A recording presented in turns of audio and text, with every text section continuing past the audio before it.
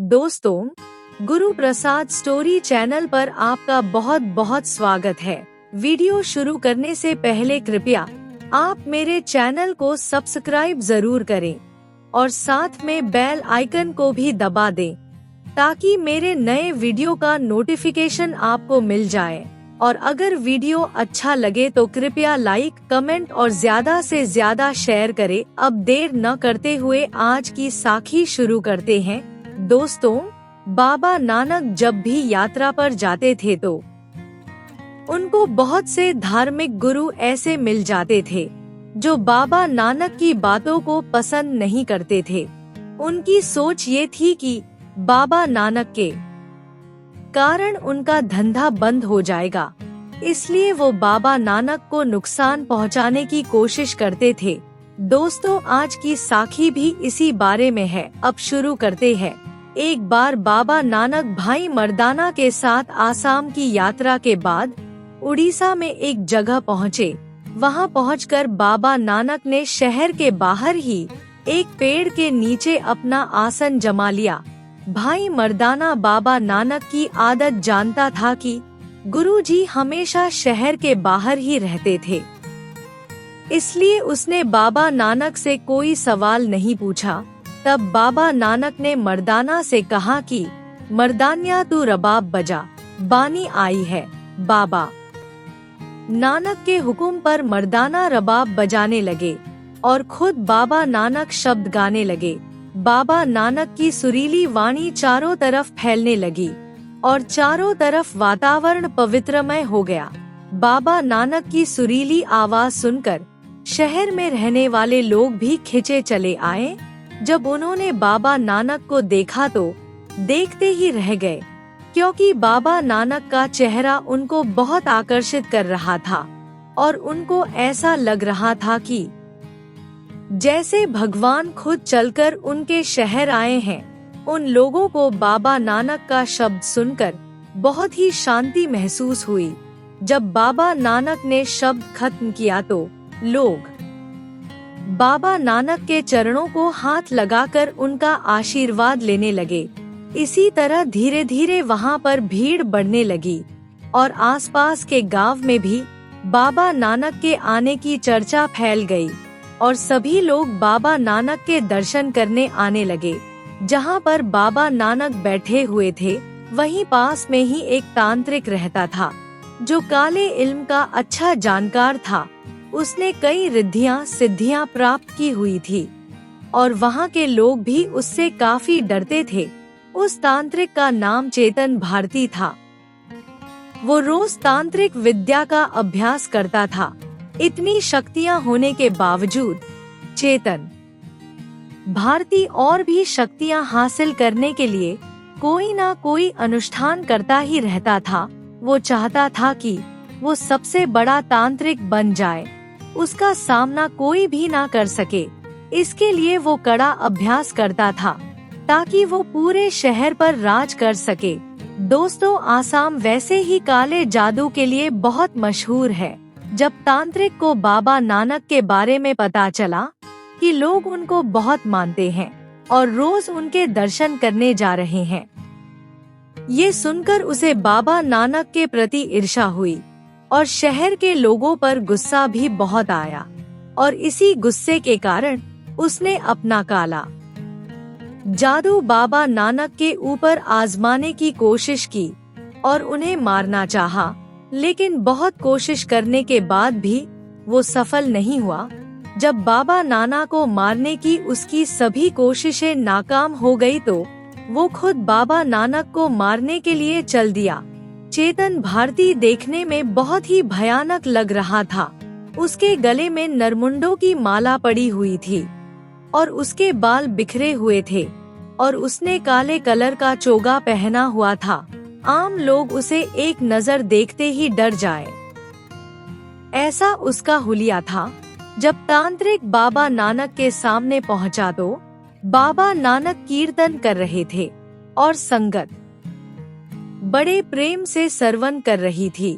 लोगों ने जब तांत्रिक को देखा तो वो बहुत डर गए। क्योंकि वो जानते थे कि तांत्रिक बहुत शक्तिशाली है और वो अपने जादू से कुछ भी कर सकता है। लेकिन जब लोगों ने बाबा नानक की तरफ देखा तो आश्चर्यचकित रह गए, क्योंकि बाबा नानक के चेहरे पर डर का नामो निशान नहीं था, बल्कि वो तो तांत्रिक की तरफ देखकर मुस्कुरा रहे थे।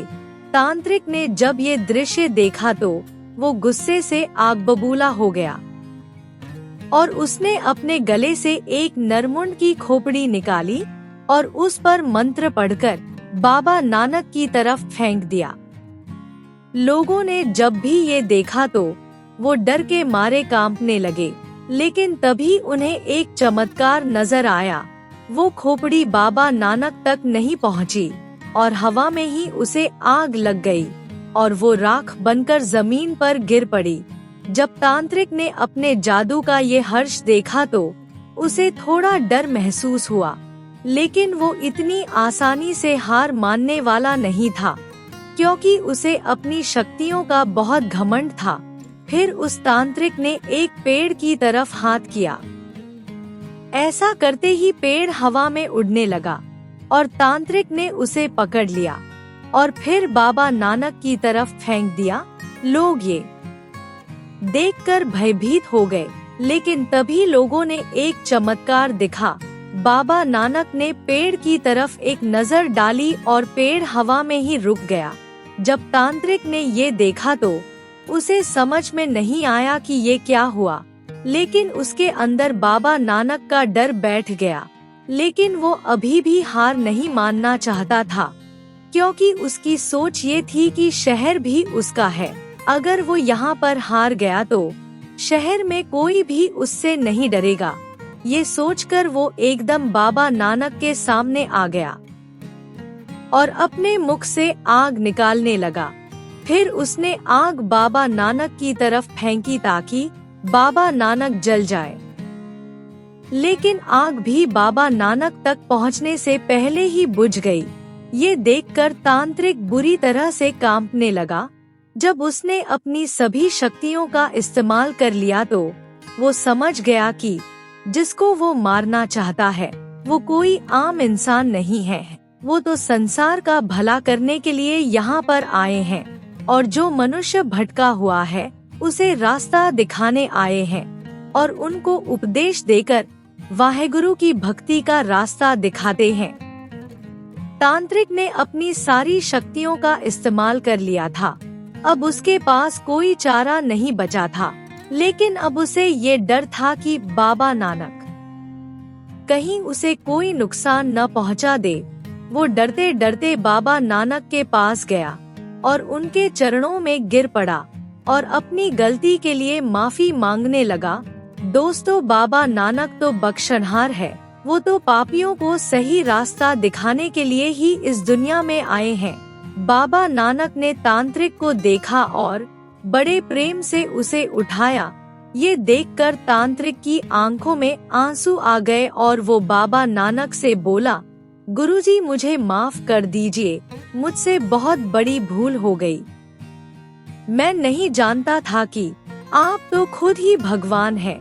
मेरी मालिन बुद्धि के लिए मुझे माफ कर दीजिए और मुझे अपने चरणों में जगह दे दीजिए। बाबा नानक ने उसे माफ कर दिया और अपना शिष्य बना लिया। उसके बाद तांत्रिक ने बाबा नानक के आगे हाथ जोड़कर प्रार्थना की कि वो उनके साथ कुछ दिन रहना चाहता है, ताकि आपकी संगत में रहकर मैं भी कुछ सीख सकूं। बाबा नानक ने उसे अपने साथ रहने की अनुमति दे दी। कुछ दिन रहने के बाद तांत्रिक ने बाबा नानक को एक दातुन दी। बाबा नानक ने वो दातुन की और बची हुई दातुन को जमीन में दबा दिया। उसके बाद बाबा नानक भाई मर्दाना को लेकर वहाँ से चले गए। कुछ समय के बाद वहाँ पर एक विशाल पेड़ निकल आया, जिसके दर्शन करने के लिए दूर दूर से संगतें आने लगी। लेकिन कुछ समय के पश्चात तकरीबन 1923 ईस्वी में पेड़ नीचे गिर गया और तब प्रोफेसर कृष्ण पावेजा पर प्रोफेसर बाबा करतार सिंह ने पेड़ का वैज्ञानिक निरीक्षण किया और उन्हें ये नतीजा मिला कि जो पेट टूटा है वो बाबा नानक के समय का ही है। और फिर कुछ समय के बाद लोगों ने चमत्कार देखा कि वो मुरझाया हुआ पेड़ फिर से हरा भरा हो गया। उसके बाद प्रोफेसर पावेजा और प्रोफेसर सिंह ने संगत का सहयोग लिया और सन 1935 ईस्वी में वहां पर एक बहुत बड़े गुरुद्वारे का निर्माण शुरू किया, जिसे आज संगत गुरुद्वारा गुरु नानक दातुन साहब के नाम से जानती है, जो कि कटक उड़ीसा में स्थित है। धीरे धीरे गुरुद्वारे का प्रचार बढ़ने लगा और इसके साथ साथ सिख संगत भी उड़ीसा में बढ़ने लगी और फिर गुरुद्वारे का निर्माण बहुत ही शानदार और भव्य तरीके से किया गया। इस गुरुद्वारे के पास ही बाबा श्री चंद का उदासी मठ भी है और लोग कहते हैं कि इस उदासी मठ ने ही गुरुद्वारे की सेवा संभाली हुई है। देश विदेश से लोग इस गुरुद्वारे के दर्शन करने आते हैं। दोस्तों, इस सुंदर साखी से हमें यही शिक्षा मिलती है कि जो पूर्ण सद्गुरु होते हैं उन्हें धरती पर भगवान भी भेजता है, ताकि वो भूले भटके लोगों को सही रास्ता दिखाकर वापस सचखंड ले जा सके।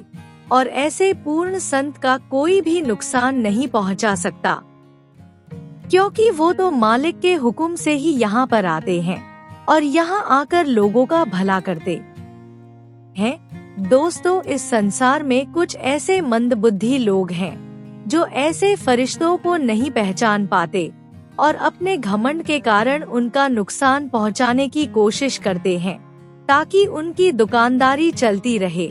लेकिन दोस्तों, ऐसे संतों का कोई भी नुकसान नहीं पहुंचा सकता, उनके बाल भी बांका नहीं कर सकते।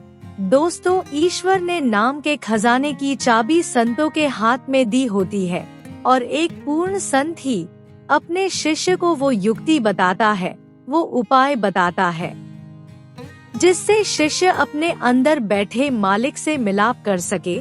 और यहाँ पर बाबा नानक कहते हैं कि गुरु के बिना ईश्वर की महिमा को नहीं जाना जा सकता, गुरु के बिना उसका मिलाप कभी ईश्वर से नहीं हो सकता, क्योंकि ईश्वर ने वो ताकत पूर्ण संतों के हवाले की होती है।